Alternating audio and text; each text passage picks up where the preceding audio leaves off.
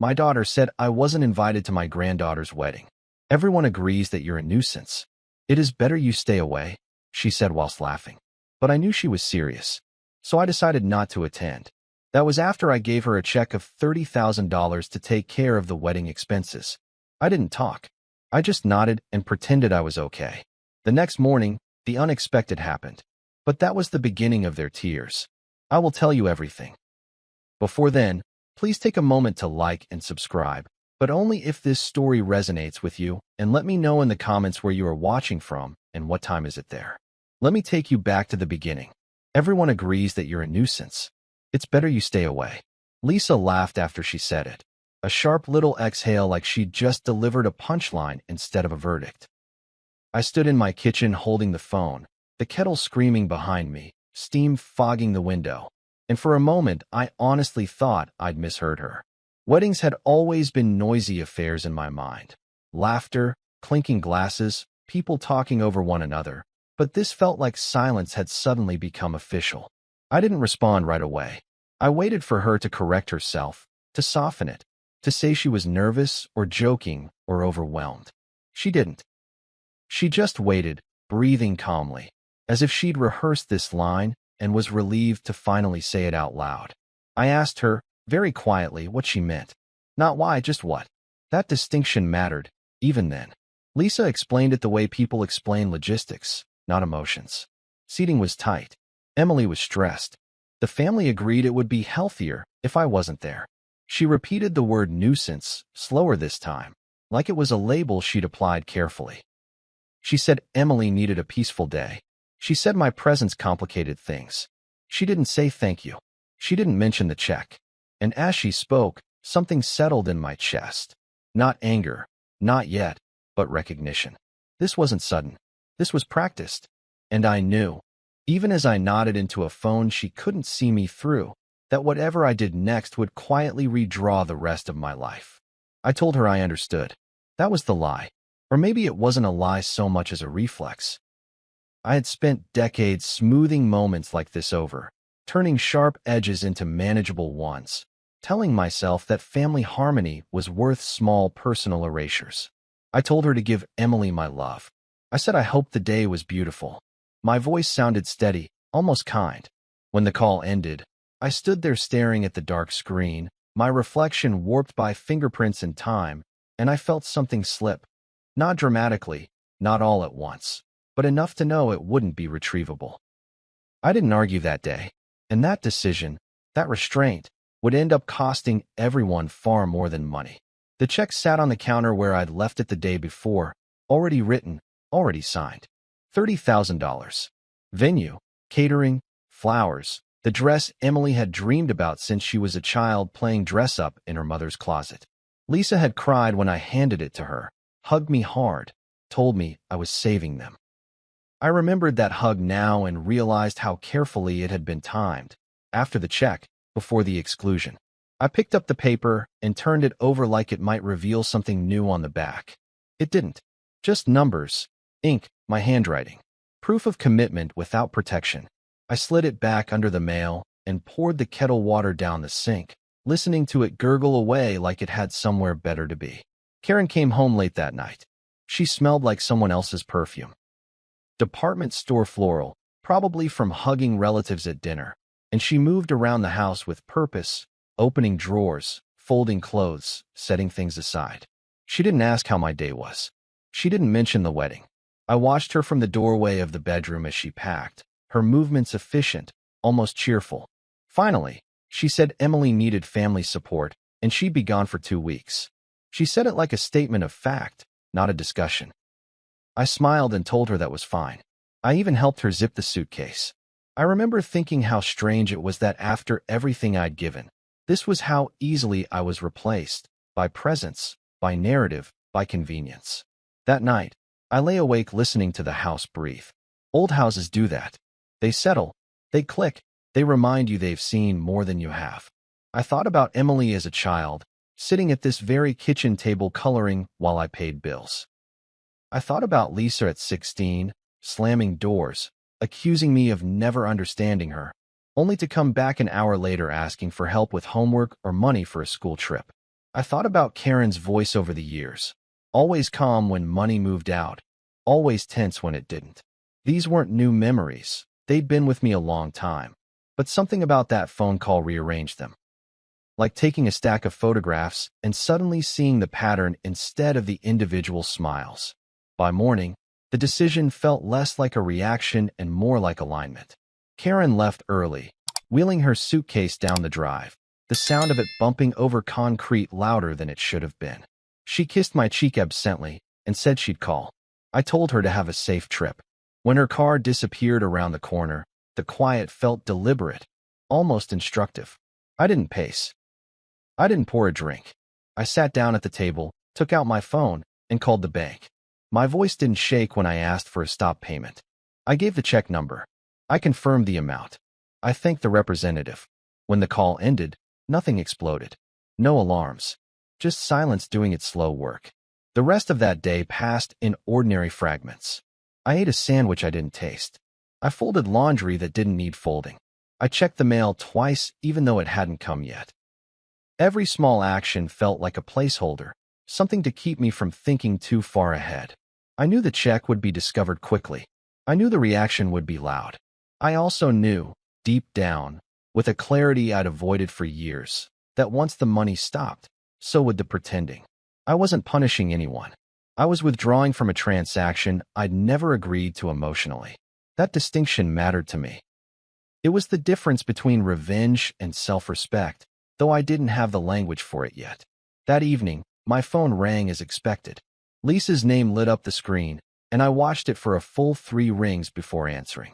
Her voice was already raised, panic riding just beneath the anger. The venue was threatening to cancel. The caterer was holding the deposit. People were asking questions. She demanded the money be resent immediately, accused me of sabotage, of cruelty, of embarrassing her. I listened without interrupting, noting how quickly the conversation turned from logistics to threats. "Lose your place as my father forever," she said. The irony nearly made me laugh. Instead, I told her calmly that I'd already made my decision, that I wasn't attending, that I wasn't paying, and that this conversation was over. She screamed. She cried. She begged. I ended the call gently. Afterward, I sat alone in the dim living room, the television off, the house holding its breath again. I knew Karen would call soon. I knew she'd use that soft, coaxing tone she reserved for moments when she wanted me to fold. I also knew, though I hadn't admitted it until then, that I was done folding. This wasn't about the wedding anymore. It was about decades of being reduced to utility, to funding, to silence. I didn't feel triumphant. I felt resolved. And as the phone finally rang again, I realized this was only the beginning. The real consequences hadn't arrived yet, but they were already on their way. The front door clicked shut behind Karen's suitcase, and before the echo of it settled into the walls, I was already reaching for my phone. The sound was final in a way words rarely are. No argument, no apology, no glance back down the driveway. Just the quiet mechanical certainty of a latch doing its job. I stood there for a second longer than necessary, my hand hovering over the screen, feeling the odd weightlessness that followed her departure. It wasn't relief exactly, but it wasn't grief either. It was the unmistakable sensation of a stage being cleared. I dialed the bank while the house was still deciding whether it missed her. The representative answered with the practiced cheer of someone who'd never been yelled at for enforcing rules that protected other people's money. I explained what I needed in a voice that surprised me with its steadiness. Stop payment. Check number. Amount. Confirmation. Each step felt procedural, almost boring, and I welcomed that. There was no drama in the act itself, no cinematic pause, just a transaction reversed. When the call ended, I sat at the kitchen table and let the silence return, thicker this time, as if it had been waiting its turn. I knew then that once the check stopped, nothing would stay hidden. Not the expectations. Not the alliances. Not the way love had been quietly itemized in my family. I spent the morning moving through rooms that felt subtly rearranged, even though nothing had changed. Karen's absence created a negative space that made everything else sharper. The hum of the refrigerator sounded louder. The clock ticked like it had something to prove. I found myself noticing details I'd ignored for years. The scuffed baseboard by the hallway where she dragged suitcases in and out. The stack of unopened mail she always insisted on sorting later. The faint indentation on the couch cushion where she sat scrolling through her phone while telling me money was tight. These weren't revelations. They were confirmations. And confirmation, I was learning, carried its own quiet violence. Around midday, my phone buzzed with a text from Karen. Made it. Call later. No heart emoji. No reassurance. Just logistics. I stared at it longer than I should have, then set the phone face down on the table. I didn't want to hear her voice yet, not when I could still feel the resolve holding. I'd learned the hard way that resolve could be eroded by tone alone. I made myself a sandwich and ate it standing up, staring out the window at a neighbor mowing their lawn. The ordinary persistence of other people's lives continuing uninterrupted. That steadiness anchored me. Whatever storm was coming, it would be contained to my phone. By late afternoon, the first cracks appeared. A voicemail from an unfamiliar number. Tense, professional, clipped. The venue. They were calling to clarify a payment issue. I didn't call back.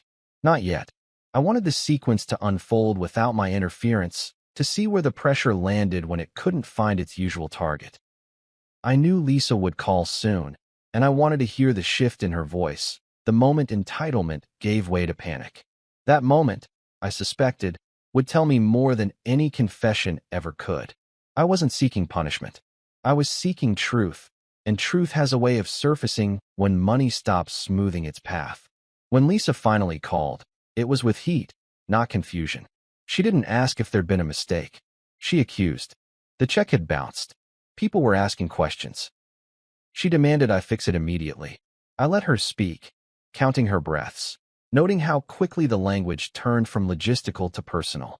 She accused me of sabotaging Emily, of humiliating her, of being petty. When I finally spoke, I kept my voice level and told her the truth. I wasn't attending the wedding, and I wasn't paying for it either. There was a pause on the line, a brief, stunned silence, and then the screaming began. That was when I understood how deeply she'd mistaken my generosity for obligation. She threatened to cut me off, as if that were a new development. She cried, pivoted, pleaded, then circled back to anger. I listened until the words lost their shape, until they became noise designed to wear me down. I told her I'd already made my decision. I told her I loved Emily but wouldn't be treated like a nuisance while funding the celebration of my exclusion. I told her this conversation was over. When I hung up, my hands were steady. My chest was tight, but it wasn't fear. It was the strain of holding a boundary that should have been there years ago. I knew then that the consequences would come fast, and they wouldn't be subtle. Karen called an hour later, right on schedule. Her voice slid into that familiar softness, the one she used when she wanted me to doubt myself. She framed it as concern, as reason, as family unity. Emily was heartbroken, she said. This was silly, she said. Money could be wired. Mistakes could be undone. She never addressed the exclusion directly. She never challenged Lisa's words. She spoke as if my role were to absorb discomfort quietly so everyone else could move forward unburdened. As she spoke, I pictured them together. Her, Lisa, Emily, commiserating, reframing, laughing softly about how dramatic I could be. That image settled something in me with finality. I told Karen she had a choice. Come home tonight, I said, or stay with them forever. There was a pause, then laughter, light, dismissive, confident. She told me not to be dramatic. She told me I was overreacting. She told me we'd talk when she got back. I didn't raise my voice. I didn't argue. I repeated the choice once more, slower this time, and then ended the call. My heart pounded after, not from fear, but from the adrenaline of finally refusing to negotiate my own dignity. I didn't know then that the papers were already prepared, sitting in a folder I hadn't opened in months. I only knew that delay had always cost me, and this time, I wouldn't pay in advance. That night, sleep came in fragments. I woke to the sound of the house settling, to phantom vibrations from a phone that hadn't rung, to memories rearranging themselves without permission. I thought about the joint accounts, the small discrepancies I'd noticed over the years and dismissed as errors. I thought about how often Karen had insisted on handling finances when Lisa was going through something. I thought about how easily love had been translated into access. None of this was new information. It was new clarity. And clarity, once it arrives, doesn't ask for your consent. It simply changes what you can tolerate going forward. By morning, my resolve had hardened into something like calm. I made coffee and drank it slowly, standing at the counter, watching sunlight creep across the floor. I checked my email and saw the notification I'd been expecting, the venue following up again, more urgent now. I didn't respond. Not yet.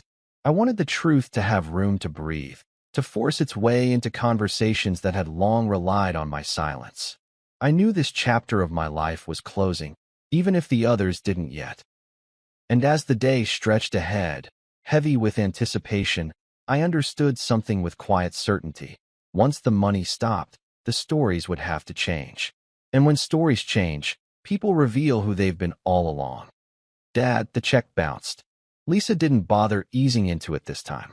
The words hit sharp and loud through the phone, followed immediately by the sound of her breathing too fast, too shallow, like someone running downhill and realizing too late they hadn't planned how to stop. I didn't answer right away. I let the silence stretch just long enough for her to feel it, long enough for the power dynamic she'd relied on for years to tilt ever so slightly. In that pause, I knew this conversation would burn something down. Not the wedding, not yet, but whatever illusion she'd been clinging to about who controlled me. She launched into details without waiting for permission. The venue was threatening to cancel. The caterer was refusing to release deposits. Emily was crying. The groom's parents were asking questions. Every sentence carried accusation disguised as urgency, as if I'd violated an unspoken contract by exercising autonomy. When she finally stopped to inhale, I told her calmly that I'd placed the stop payment intentionally. I reminded her, once, that I wasn't invited to the wedding. I didn't justify myself. I didn't soften the truth. I simply stated it. And I knew, even as I spoke, that this was the point of no return. Once money stopped buffering reality, nothing else would absorb the impact. Her response came fast and vicious. She accused me of trying to ruin Emily's life. She said I was selfish, cruel, manipulative, words that sounded rehearsed, like lines she'd been fed or had practiced saying out loud until they felt true.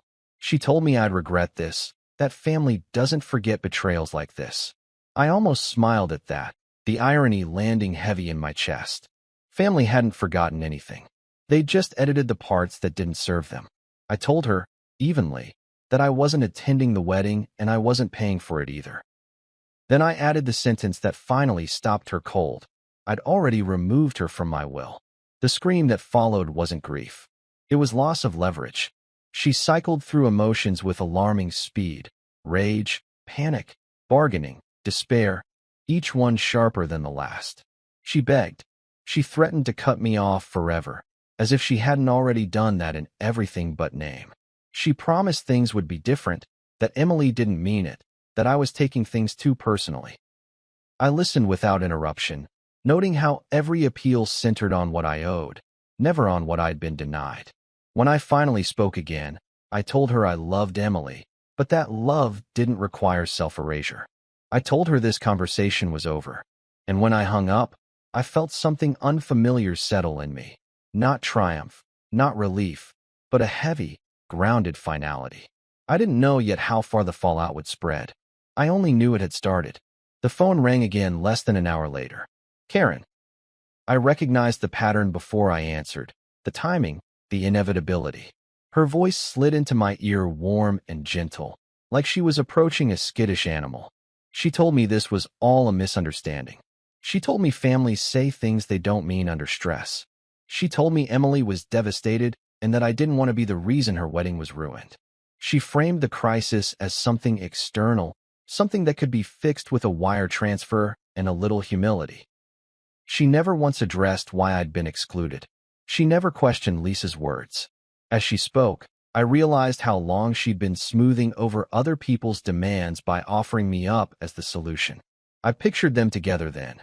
Karen sitting beside Lisa, nodding sympathetically, offering reassurances, presenting me as the obstacle instead of the source. I imagined the relief they must have felt once I was no longer in the room, how easily my absence could be explained away as stubbornness or pride. That image didn't enrage me. It clarified me. I told Karen she had a choice. Come home tonight, I said, or stay with them forever. I didn't raise my voice. I didn't threaten. I stated it the way one states a deadline. There was a beat of silence. Then she laughed. Light, dismissive, almost affectionate. She told me I was being dramatic. She told me we'd talk when she got back. I ended the call without another word, knowing I'd just drawn a line she never believed I would. The rest of that day unfolded in strange fragments. Emails stacked up, vendors, relatives, unknown numbers probing for reassurance. I ignored them all. I wasn't hiding. I was refusing to manage a crisis I hadn't created. As evening settled in, I opened the folder I'd avoided for months, the one labeled with a name I pretended not to recognize as a future. Inside were documents prepared quietly after I'd noticed the first irregularities in our accounts, small transfers at first, then larger ones, always explained away as emergencies or temporary loans. I hadn't confronted Karen then.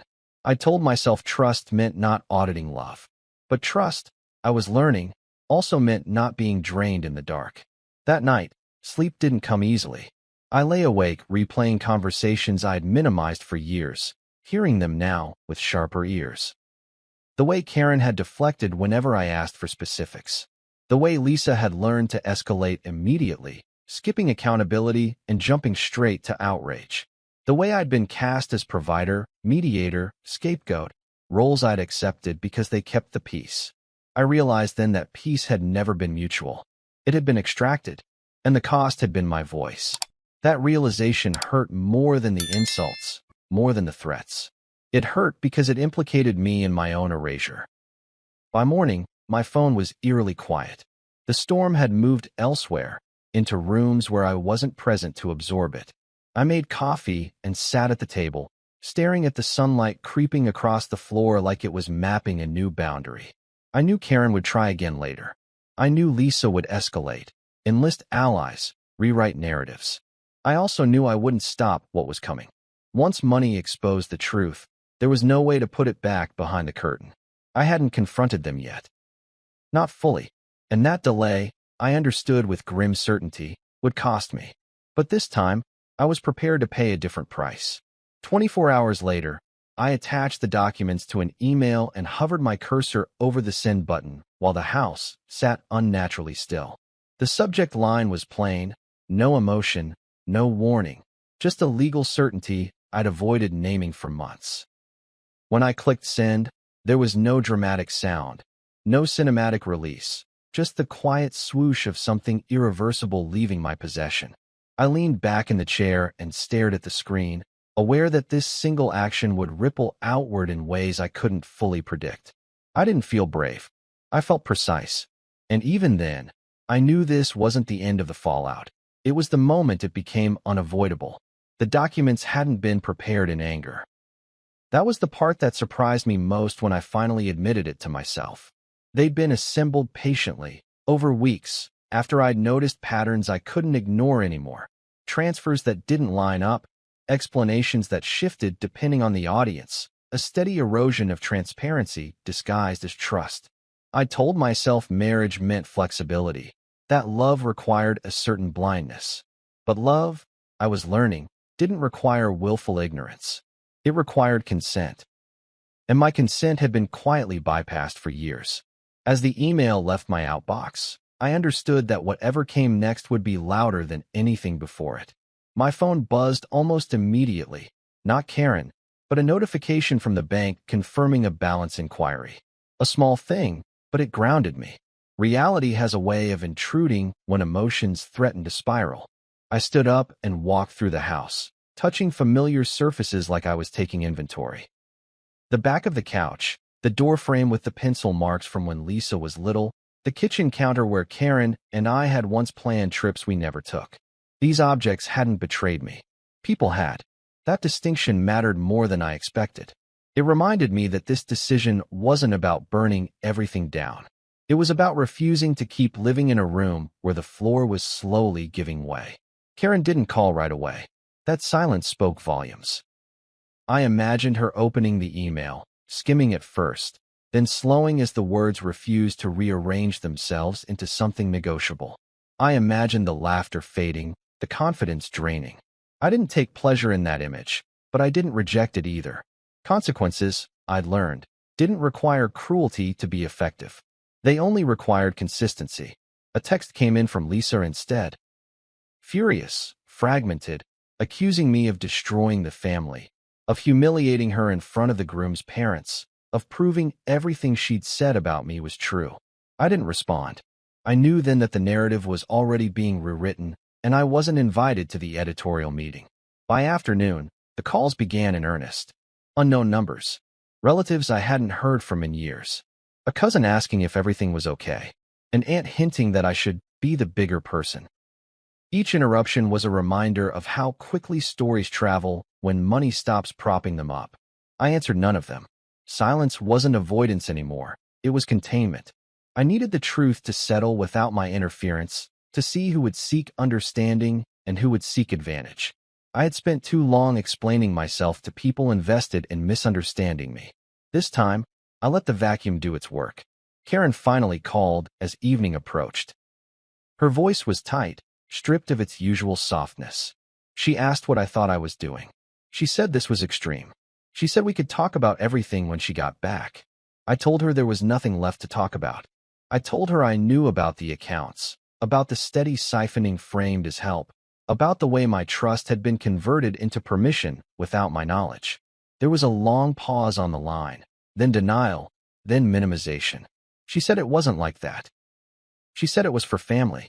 I told her family didn't require secrecy. And in that moment, I knew there was no version of this conversation that ended with reconciliation. After we hung up, I sat alone in the darkened living room, the television off, the house listening. I didn't feel lonely. I felt emptied, like something heavy had finally been set down. I thought about how often I'd been told I was lucky. To have a wife who managed things, a daughter who knew what she needed, a role that kept me useful. Utility, I realized, had been mistaken for love. And once that illusion cracked, it couldn't be repaired with apologies or promises. I didn't celebrate the end of my marriage. I mourned the years I'd spent convincing myself it was intact. That night, sleep came in short bursts. I woke to the sound of rain tapping against the windows, to my phone lighting up with missed calls, to the dull ache of grief finally finding space. I let it. Grief, unlike guilt, doesn't demand self-punishment. It asks to be witnessed. I lay there thinking about the early days with Karen, about how easy it had been to confuse alignment with harmony. I believed that keeping the peace was a virtue. I was only now understanding the cost of peace that required one person to stay quiet. That understanding didn't absolve me, but it did free me from repeating the pattern. By morning, the storm had moved on, leaving the air clearer than before. I made coffee and opened my laptop, reviewing the documents one more time, making sure everything was in order. There was a strange comfort in the structure of it. The timelines, the clauses, the language that didn't care about intentions, only actions. Outside, a delivery truck pulled up next door, life continuing with its usual indifference. I checked my phone and saw a new voicemail from Karen, shorter this time, her tone controlled but brittle. She said we needed to talk about what this would do to Emily. I deleted it without listening to the end. I knew then that the family story was about to collapse under its own weight. Lies require maintenance. They need constant reinforcement, especially when they're built on someone else's silence. I had removed myself from the role of caretaker, and without that, the structure would strain. I didn't know yet how or when it would break. I only knew I wouldn't rush to catch the pieces. I had done enough of that. As the day stretched ahead, heavy with consequence, I understood with quiet certainty that the laughter I'd heard on the phone, the dismissal, the confidence, had been the last of its kind. And whatever came next would be louder, messier, and finally, out of my control. Dad? The wedding's off. Lisa's voice didn't explode through the phone this time. It collapsed. The sound of it was wet and uneven, like she'd been crying for hours and had finally run out of anger to prop herself up. I didn't respond right away. I stood at the window watching a bird hop along the fence, pecking at nothing in particular, and I waited for her to continue. There was a difference between interruption and control, and I wasn't interested in either anymore. When she finally spoke again, her words came out tangled. Emily had canceled everything. The venue, the catering, the dress, all of it. The finality in her tone told me this wasn't a tactic. Something fundamental had shifted. She said Emily had found things. She didn't specify at first, just said it like a wound she didn't want to touch. Old photos, letters, bank records, records I'd never hidden because I'd never imagined needing to defend them. Emily had started asking questions after the check bounced, after the groom's parents demanded transparency before wiring additional funds. Lisa tried to explain it away at first, tried to maintain the narrative she'd built, but facts have a way of multiplying once invited in. I listened as she spoke, my chest tight, but my mind oddly calm. I'd known the truth would surface eventually. I just hadn't expected it to arrive this cleanly, stripped of theatrics. According to Lisa, the groom's parents had asked to see everything. Who had paid for what? Who had said what? Why I wasn't attending. Lisa had repeated the story she'd told for months, that I was controlling, emotionally abusive, a presence best kept away for Emily's sake. But when they asked for proof, she faltered. Emily didn't. Emily started digging. She found the tuition payments, the down payment on Lisa's first house, the therapy bills after her divorce, the emergency transfers I'd made without asking for explanations. She found birthday cards I'd written when I was struggling to say things out loud. She found consistency where Lisa had described cruelty. And once that contrast appeared, it couldn't be unseen. Emily confronted her mother the night before. Lisa said it happened in the kitchen, voices low at first, then rising. Emily asked why she'd told people I was abusive. Lisa tried to deflect, to frame it as interpretation, as protection. But Emily pushed back, holding up documents like anchors. The argument stretched late into the night until Lisa broke down and admitted she'd exaggerated, twisted, embellished, small lies layered into something unrecognizable. She'd needed a villain to justify taking more money, to explain my absence, to maintain control over the narrative. And when she said it out loud, it sounded as ugly as it was. The groom had been there for part of it. He didn't shout. He didn't accuse. He listened. And when Lisa finished, when the room finally went quiet, he said something that echoed longer than anything else. He wouldn't build a life on lies. He walked away that night. Not dramatically, not angrily, just decisively. By morning, the wedding was canceled. Deposits were forfeited. Guests were notified. Whispers replaced congratulations. Lisa told me all of this between sobs, as if recounting the damage might somehow reverse it. I said very little. There was nothing to add that wouldn't sound like victory, and this wasn't that. After the call ended, I sat at the table and let the weight of it settle. I didn't feel vindicated. I felt tired. Truth, when it finally surfaces, doesn't always bring relief.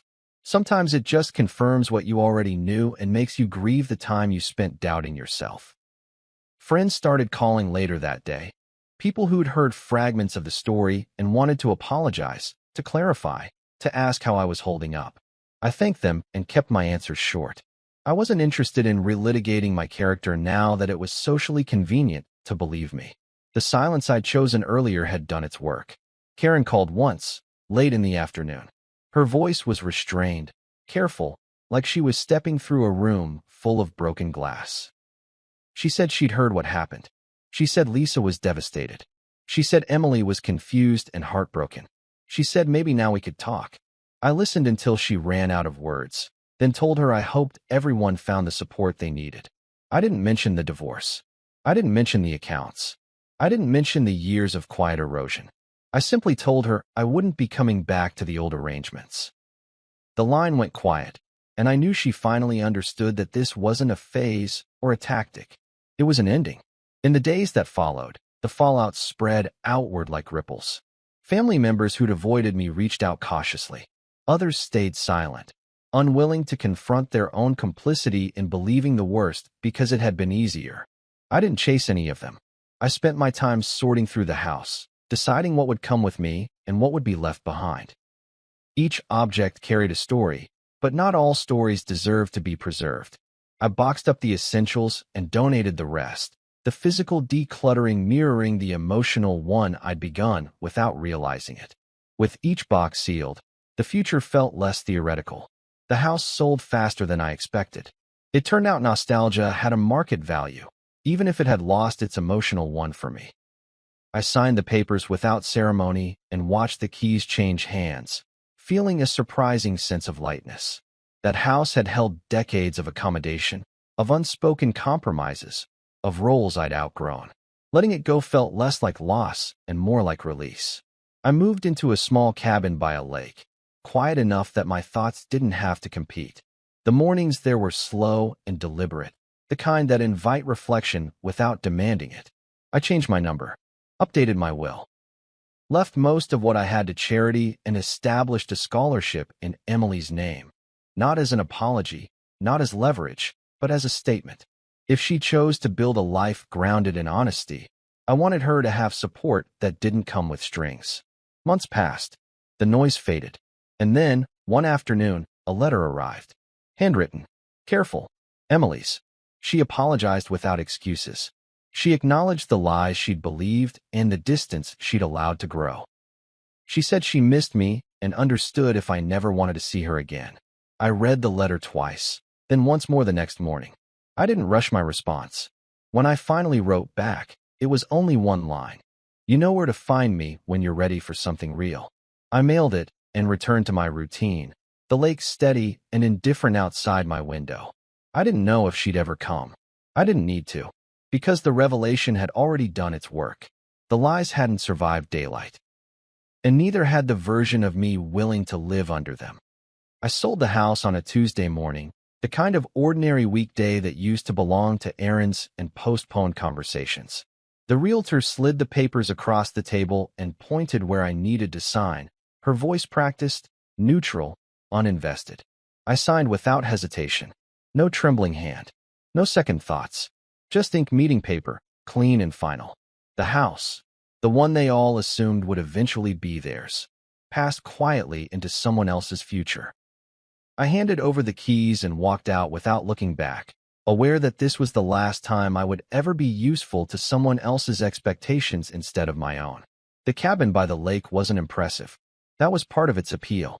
One floor, wood-paneled walls that creaked when the temperature shifted. A porch that faced the water like it was waiting for answers it didn't need. The first night I slept there, the silence felt different than the silence back home. It wasn't heavy or accusatory. It didn't feel like it was holding its breath. It simply existed. I lay awake listening to insects hum and water lap gently against the shore, and for the first time in years, my thoughts weren't rehearsing conversations or anticipating demands. They drifted, and in that drifting, something inside me finally unclenched. I established routines slowly, deliberately. Morning coffee on the porch, long walks along the tree line. Evenings spent reading without checking my phone every few minutes.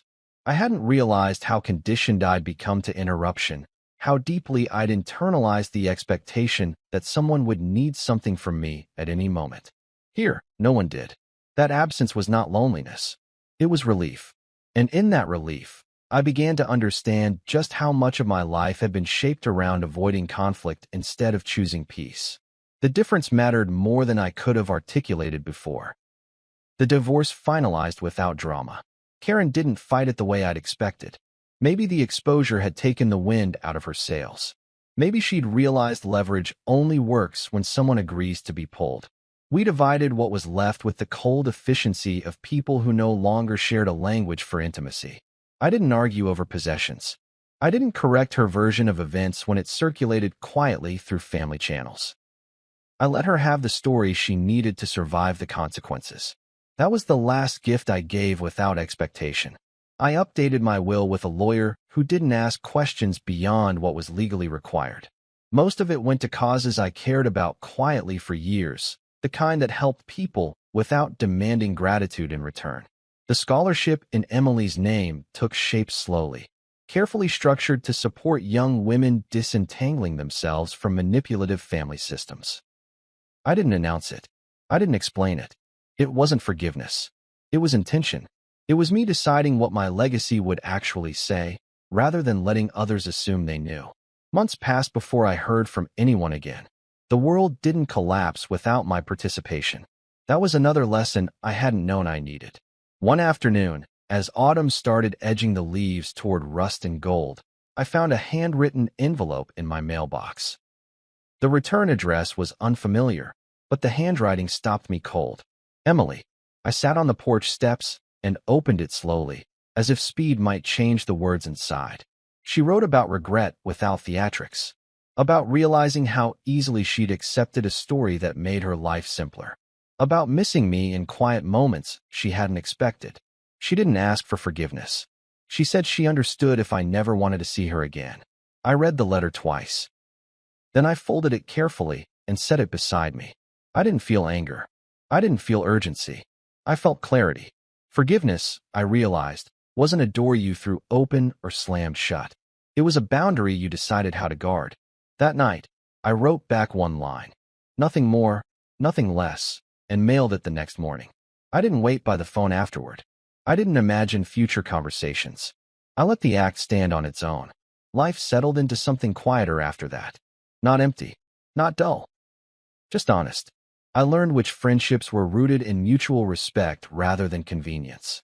I learned how little I actually needed to feel content.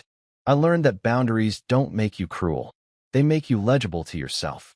There were moments of sadness, of course. Grief doesn't disappear just because you've made peace with your choices. But it no longer owned me. It passed through like weather instead of taking up residence. Sometimes, in the evenings, I thought about the wedding that never happened. About how close I'd come to spending my final years apologizing for existing. About how easily silence had been mistaken for consent. I didn't feel triumphant about the collapse of their carefully constructed narrative. I felt resolved. Resolution doesn't require applause. It requires alignment. And for the first time in decades, my actions matched my values without negotiation. I didn't reconcile with Karen. I didn't repair things with Lisa. I didn't chase closure from people who'd benefited from my confusion. I walked away, fully, cleanly, and I let the silence do what it does best, reveal who shows up when there's nothing left to take. If there was revenge in any of it, it wasn't loud. It wasn't public. It wasn't destructive. It was the quiet refusal to participate in my own diminishment ever again. And if you stayed with me through this entire story, if any part of it felt uncomfortably familiar, being taken for granted, being erased quietly, being pushed until silence felt like the only option, then you're not alone. Stories like this don't end with shouting. They end with choices. If this resonated with you, like the video so more people who need to hear it can find it. Share it with someone who might be struggling to set a boundary they're afraid to draw. And subscribe if you want more real, slow-burn stories about standing up for yourself when walking away is the only honest option. Sometimes the strongest voice you have is the one you stop giving away. See you soon in the next story.